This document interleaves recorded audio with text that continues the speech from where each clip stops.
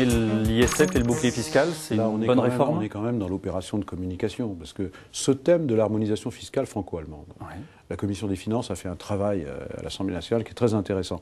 C'est un objectif qui est quasi inatteignable, qui a des choses qu'on change, mais la fiscalité allemande n'a rien à voir avec la nôtre. Elle est beaucoup plus progressive et concerne beaucoup plus de monde, par exemple pour l'impôt sur le revenu.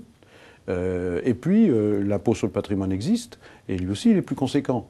Et puis, si on veut harmoniser, il faut toucher à l'impôt sur les sociétés, il faut toucher au taux de TVA. C'est un faux prétexte, selon vous? C'est une astuce pour faire croire, puisqu'il dit « je veux arrêter les délocalisations », ça n'a absolument rien à voir. C'est une astuce, moi je retiens qu'une chose, c'est qu'il sent bien que le bouclier fiscal, c'est pas très vendable, et donc en fait, il va faire passer la pilule en supprimant en fait l'impôt sur la fortune. C'est ça qu'il faut dire. Moi, je retiens qu'une chose, c'est qu'il va supprimer l'impôt sur la fortune. Et la fameuse réforme fiscale qui serait nécessaire à notre pays, elle n'est pas du tout en cours, elle n'est pas en préparation, parce que moi, j'appelle de mes voeux une réforme fiscale qui, enfin, de notre pays, favorise le travail, l'investissement, l'innovation, l'emploi, plutôt que la rente.